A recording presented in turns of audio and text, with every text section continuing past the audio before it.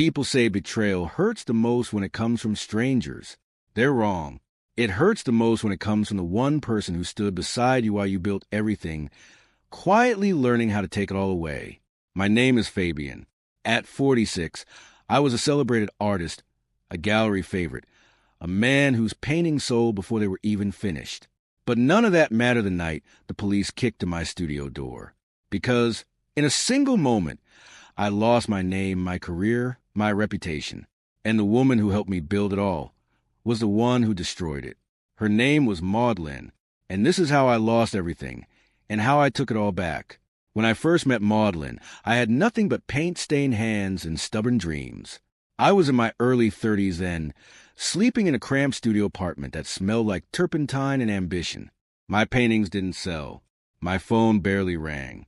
Most days, I questioned whether I was talented or just delusional. Maudlin walked into my life like she had always belonged there. She wasn't loud or dramatic. She was calm, observant, the kind of person who watched more than she spoke. At the time, I thought that made her wise. Now I know. It made her dangerous. She told me she believed in my work, said I saw the world differently, said I was meant for more. No one had ever said that to me before, so I let her stay. She helped me organize my studio. She introduced me to people, small gallery owners, local collectors. At first, it felt like luck, like things were finally turning around. And slowly they did. A piece sold here, then another, then a small exhibit. Through it all, Maudlin was there, quietly supporting, quietly watching. I thought she loved me, but what she really loved was what I was becoming. Success didn't come overnight. It crept in.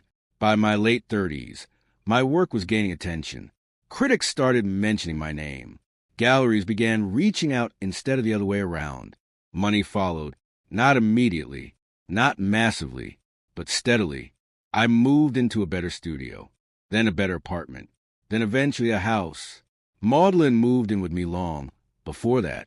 At first, she was just helping, managing emails, scheduling meetings, handling negotiations I didn't understand. I trusted her completely, too completely, because while I was focused on painting, she was learning every detail of my career. My contracts, my finances, my network, everything. She never pushed herself into the spotlight, never tried to overshadow me. She let me shine, because that made it easier for her to stay invisible. Looking back, that was the first mistake. I didn't realize that the person who helps build your life can also map out exactly how to take it. The first sign something was wrong wasn't dramatic. It was subtle, a missed payment.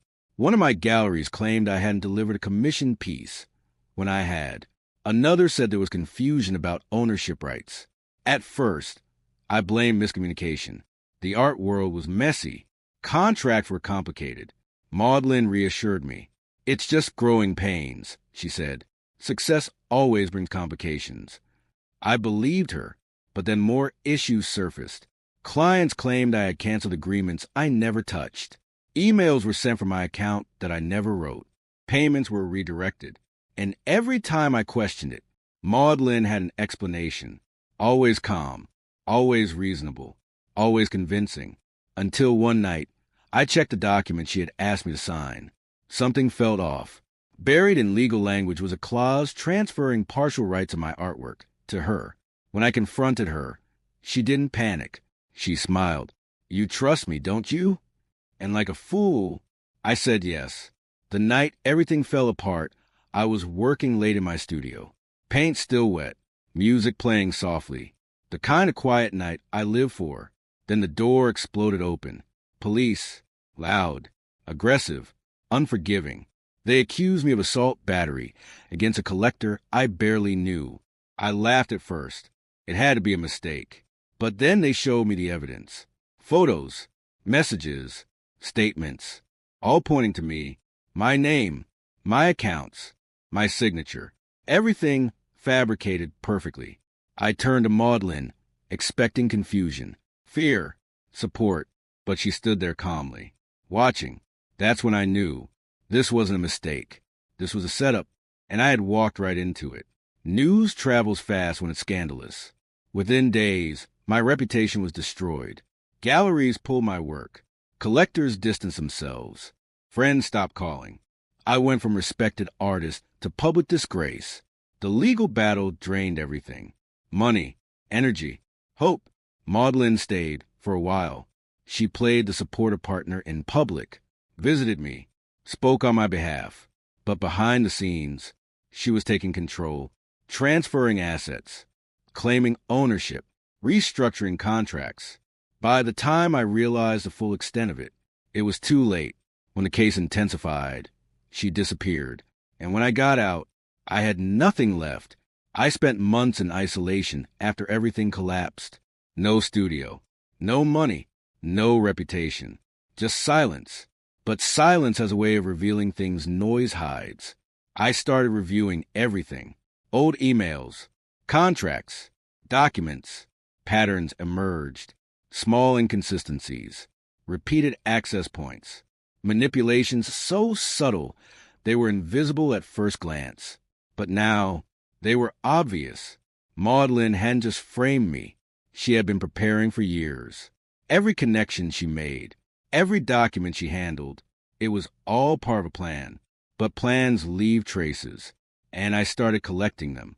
Quietly, carefully, patiently, because this time I wasn't going to react. I was going to rebuild. I didn't try to clear my name immediately. That would have been emotional, reckless. Instead, I disappeared. I started painting again, but under a different identity.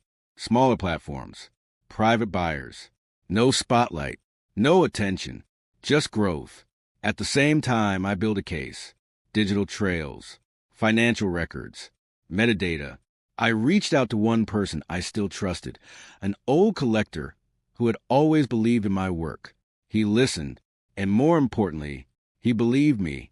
Through him, I connected with the right people, not lawyers hungry for headlines, but ones interested in truth. And slowly, the narrative began to shift. Maudlin had one weakness, control. She couldn't resist it.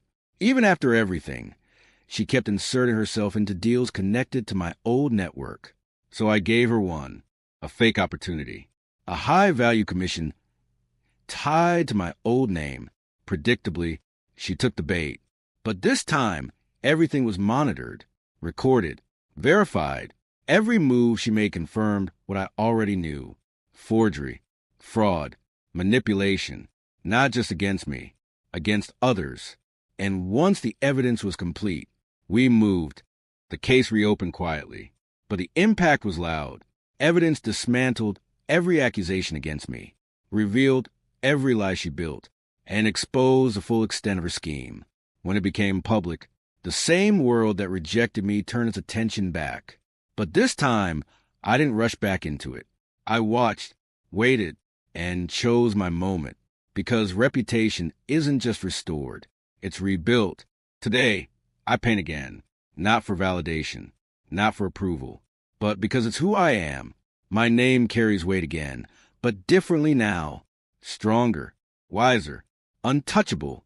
As for Maudlin, she lost everything she tried to steal, because in the end, she didn't just underestimate me. She misunderstood me. She thought I was just an artist. But artists do one thing better than anyone else. We create. And when everything is taken from us, we create something new, something stronger, something unstoppable. She stole my life, but I rewrote the ending. I thought the story was over, that once the truth came out, once Maudlin was exposed, once I rebuilt my name, she would disappear into whatever darkness people like her crawl into when the world finally sees them clearly. I was wrong. It started subtly. An email, no name, no signature, just one line. You really think you won? I stared at the screen longer than I should have, not because I didn't know who it was, but because I did. Maudlin. No one else spoke like that. Calm, cold, almost amused. I ignored it at first. That was a smarter choice. Engaging her meant stepping back into a game I had barely escaped. But then more things began happening. A scheduled exhibition suddenly got canceled, with no explanation. A private buyer backed out of a deal worth more than anything I'd sold in months. A gallery owner I trusted stopped returning my calls.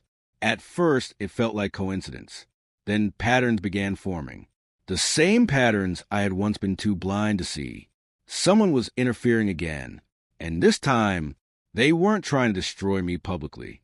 They were trying to isolate me quietly, cut off opportunities, erode trust, undermine everything I had rebuilt. It was more strategic than before, more patient, more dangerous. That night, I stood alone in my studio, staring at a finished canvas I couldn't even feel proud of anymore, because I understood something clearly now. Maudlin hadn't come back for chaos. She had come back for control. But this time, she wasn't the only one who had learned from the past. This time, fear used to control me. Confusion used to paralyze me. But not anymore. The biggest mistake Maudlin made wasn't coming back. It was assuming I was still the same man she had broken. I wasn't. This time, I didn't react emotionally. I didn't confront her. I didn't panic. I prepared. First, I secured everything.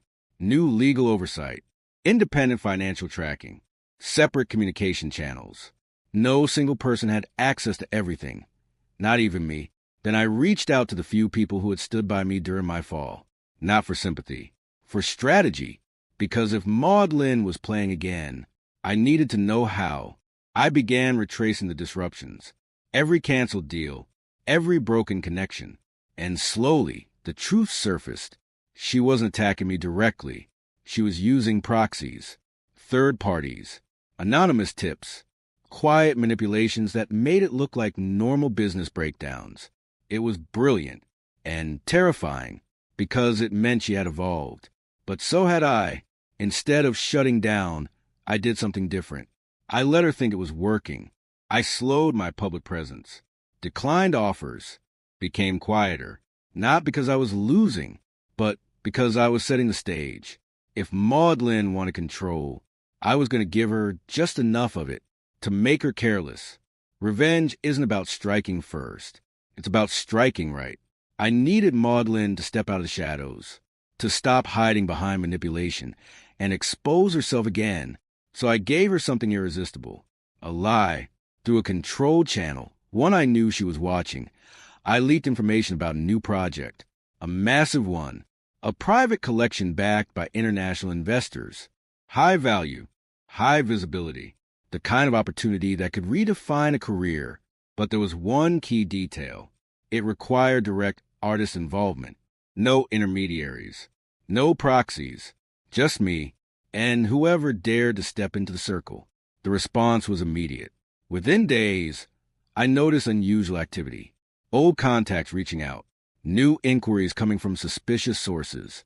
And then, there it was, a familiar pattern, a familiar disruption. Only this time, it wasn't subtle enough. She was getting impatient, desperate, and desperation makes people sloppy. Exactly what I needed, because every move she made now was being watched. The moment came faster than I expected. A meeting was arranged through a supposed investor group tied to the project. High stakes, private location, limited attendees. On the surface, it looked legitimate, but I knew better. Because behind the polished presentation, behind the formal introductions, there was one presence I could feel before I even saw her. Maudlin. She stepped into the room like nothing had changed. Composed, elegant, unshaken. For a brief second, our eyes met. And in that moment, everything from the past rushed back. But I didn't react. I couldn't afford to.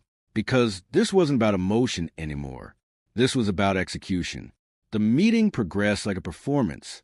She spoke carefully, strategically, playing her role perfectly. But what she didn't know was every word, every move, every interaction was being recorded. And not just by me. The investors, they weren't hers. They were part of something much bigger. Something she hadn't anticipated. And when the truth finally surfaced, it didn't explode. It unfolded, calmly, irrefutably. And for the first time, I saw something I had never seen on her face before. Uncertainty. Power isn't about destruction. It's about control. And this time, I had it. When the evidence came together, it didn't just expose Maudlin's actions against me. It revealed a pattern, a history. I wasn't her only victim, just the one who survived long enough to fight back. Authorities got involved quietly at first, then decisively, and when everything became public, there was no escaping it. No manipulation left to hide behind, no narrative left to twist. Maudlin had built her power on control, deception, and patience. But in the end, that same patience became her downfall, because she stayed in the game too long. Long enough for me to learn it, long enough for me to master it, and long enough for me to end it, for good. As for me, I didn't celebrate. I didn't gloat, because victory didn't feel like winning. It felt like closure, the kind you don't chase anymore, the kind you earn. I returned to my studio that night, picked up a brush, and started a new painting, not about revenge, not about loss, but about something far more powerful, freedom, because in the end, she came back for revenge. But I was ready. Closure is supposed to feel clean, final, like a door shutting quietly behind you. But what happens when something slips through just before it closes? It arrived 3 weeks after everything ended. No return address, no markings, just my name written in a handwriting I knew too well. Maudlin. For a long time, I didn't open it. I left it sitting on my studio table, untouched, like it might disappear if I ignore it long enough. Because what could she possibly have left to say? What more could she take? But curiosity is a dangerous thing. And eventually, it won. Inside was a single letter. No apology. No explanation. Just a sentence that made my chest tighten. You were never the real target. I read it again. And again, the words didn't change, but their meaning did. Because if I wasn't the target, then what was? The rest of the letter wasn't emotional. It was calculated, precise, almost clinical. She wrote about timing, about positioning, about how certain events in my career weren't accidents. Names were mentioned, familiar ones, people I had trusted, people who had helped me rise. Or so I thought. Then came the final line. If you want the truth, look at who benefited before you fell. I lowered the letter slowly, because suddenly the story I thought I understood didn't feel complete anymore. Was Maudlin lying one last time? Or had I been blind to something far bigger than her? I told myself not to chase it, that this was just another manipulation, another attempt to stay relevant in a story that had already ended. But the mind doesn't let go of questions that don't have answers. It sharpens them, feeds them, turns them into something you can't ignore. So I started looking, carefully, quietly, not for proof, but for patterns. And the deeper I went, the more unsettling it became. Because Maudlin was right about one thing. There were people who benefited when I fell. A gallery owner who acquired my work at a fraction of its value after my scandal. A collector who suddenly gained exclusive access to pieces I had never agreed to sell. And then there was one name that kept appearing, over and over again. Victor Hale, a man who had entered my life during my rise. A quiet investor, a supporter, someone who had positioned himself as an ally when I needed one most. He had helped fund my biggest exhibition. He had introduced me to high-profile buyers. He had elevated me. And after my fall, he had risen even higher. Too high, too fast, too perfectly. I leaned back in my chair, staring at the list of connections I had mapped out. And for the first time since everything ended, I felt something I hadn't felt in a long time. Doubt. Because what if Maudlin hadn't been the mastermind? What if she had just been a piece? The truth doesn't reveal itself all at once. It unfolds, layer by layer. And sometimes each layer is worse than the last. I began digging deeper into Victor Hale. Not publicly, not directly, but through the kind of quiet channels I had learned to trust. Financial trails, private transactions, connections that didn't appear on the surface, but existed underneath everything. And what I found didn't feel like coincidence. It felt like design. Victor hadn't just benefited from my fall. He had positioned himself for it. Before the accusations, before the scandal, even before Maudlin began her moves. He had been acquiring stakes in galleries tied to my work. Negotiating deals that only made sense if my value dropped sharply, suddenly, and then I found something that made everything stop. A payment, large, discreet, deliberate, transferred an account that no longer existed. But the timestamp, it aligned perfectly with the beginning of my downfall. And the name attached to the account, it wasn't Victor. It wasn't anyone I recognized, but it was connected to Maudlin, indirectly, hidden, but undeniably linked. I stared at the screen, one question echoing louder than anything else. Had Maudlin orchestrated everything? Or had she been hired? By the time I was ready to confront it, Maudlin was gone. Completely. No contact. No trace. No way to reach her. The one person who could confirm everything had disappeared. And maybe that was the point. Maybe her final letter wasn't meant to give me answers. Maybe it was meant to leave me with questions. But there was one thing she hadn't accounted for. She wasn't the only one who knew how to plan. I arranged a meeting with Victor. Neutral location. Professional setting. No accusations. Just a conversation. At least on the surface. He arrived exactly as I remembered him. Calm, composed, in control. But control is easier to fake when no one is challenging it. We spoke casually at first. About art. About the market. About the past. Then I shifted. Subtly, carefully. I mentioned timelines. Patterns. Opportunities that had arisen at very convenient moments. And for the first time, he hesitated. Just for a second. But it was enough. Because hesitation is where truth leaks out. "You're reaching," he said, smiling. But the smile didn't hold. "Am I?" I replied, and then I placed the final piece on the table. Not an accusation. Not evidence. Just a question. Did you plan it, or did she? Silence followed. And in that silence, I had my answer. Some truths don't come with confessions. They come with realization. Victor never admitted anything. He didn't need to, because everything about that moment told me what I needed to know. Maudlin hadn't acted alone, but she hadn't been just a pawn either. She had been something far more dangerous. A collaborator. Two minds. Two strategies. One outcome. My destruction. But here's the thing they didn't expect. I survived, and survival changes the game. Because now, I wasn't reacting to what had been done to me. I was deciding what came next. Did I expose everything? Destroy Victor the way they tried to destroy me? Or did I walk away and let the truth rot beneath the surface, where it would eventually consume him anyway? I stood in my studio that night, staring at a blank canvas, because that's what this had become. A choice. A new ending. Not the one they wrote for me. Not even the one I had fought to reclaim. But one I could create from nothing. I picked up my brush slowly, and as the first stroke touched the canvas, I understood something with absolute clarity. Maudlin lost everything, but her final secret didn't break me. It revealed something far more powerful. The truth, and the power to decide what to do with it. Because in the end, the greatest revenge isn't destruction. It's control. And this time, the ending was mine. Memory is a strange thing. It protects you, hides things you're not ready to face. But sometimes, it hides things you desperately need to remember. As I went through the recordings, pieces of a version of myself I had forgotten began to resurface. A more cautious Fabian, a more suspicious one. Someone who had noticed things I had later convinced myself were nothing. In one video, I spoke about missing time, moments where I couldn't recall conversations I had supposedly had.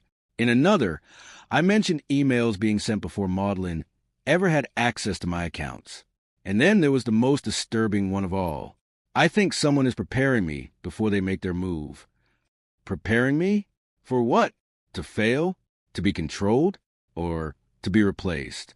I leaned back, running a hand through my hair, trying to make sense of it. Had I ignored the warning signs back then? Or had someone made sure I forgot them?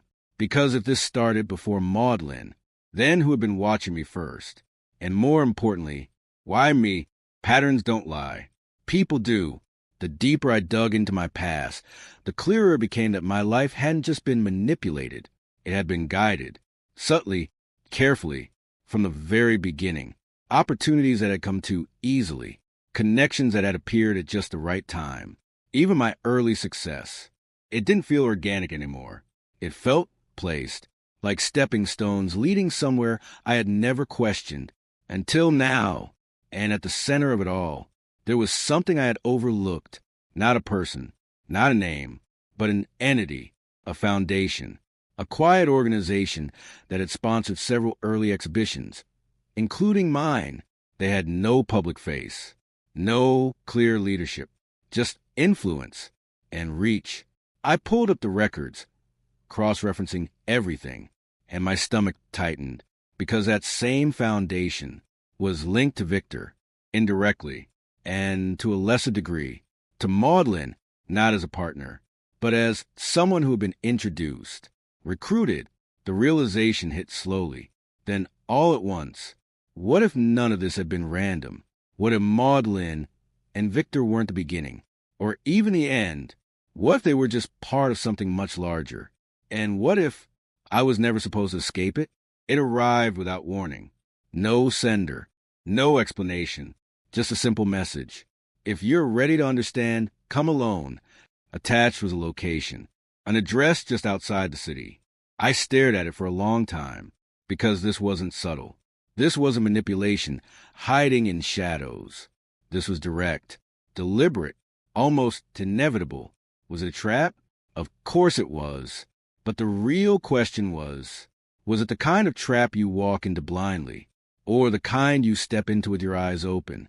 I thought about everything that had happened. Maudlin, Victor, the years of quiet influence I had never questioned. And the one thing they all had in common, they had underestimated me. That wouldn't happen again. So I prepared, not emotionally, not impulsively, strategically, because whatever waited at that address wasn't just about answers. It was about control, and I wasn't going there to lose it. The building was exactly what I expected. Minimal, unmarked, almost forgettable. But inside, nothing felt accidental. I was led into a room with no windows, no distractions, just a table, and a man. He wasn't intimidating. That was the unsettling part. He looked ordinary, like someone you'd pass on the street without a second glance. But his eyes, they told a different story. "You've come far," he said calmly. No introduction, no pretense. "Not far enough," I replied. He smiled slightly, farther than most. The conversation that followed didn't feel like an interrogation or a confession. It felt like a revelation. He spoke about influence, about shaping narratives, about guiding individuals toward outcomes that benefited something larger. "Artists are especially valuable," he said. "You shape perception, emotion, culture." I didn't like where this was going. Was I chosen? I asked. "No," he said. "You were identified." Identified. As what? A target? An asset? Or something else entirely? She wasn't supposed to go that far. That's what he said. As if Maudlin's destruction of my life had been excessive, unnecessary. Then why let her? I asked. He didn't hesitate. "Because you adapted." "Adapted? You didn't break the way we expected," he continued. "You rebuilt. You resisted." My chest tightened. "So this was a test?" "A process," he corrected. I laughed bitterly. "Of ruining people? Of refining them?" The words fell hollow, cold, calculated.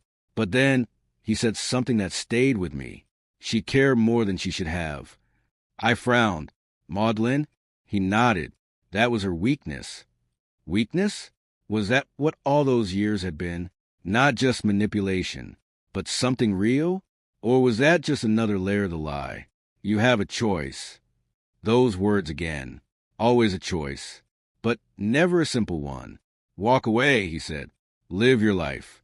Forget this ever happened." "And the alternative?" He leaned forward slightly. "Join us." I stared at him, because of course that was the alternative.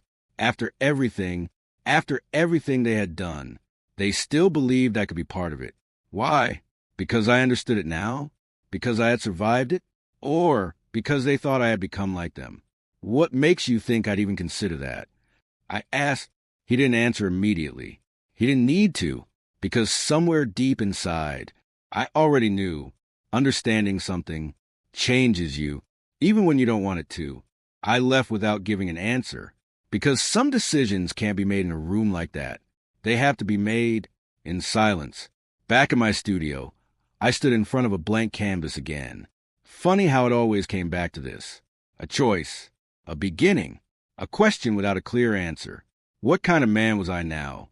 The one who had been broken? The one who had fought back? Or the one who understood the system well enough to use it? Power is seductive, not because it's loud, but because it's quiet, controlled, efficient. I could have it. I knew that now. But at what cost? And more importantly, at what point do you stop being the victim and start becoming the thing you once fought against?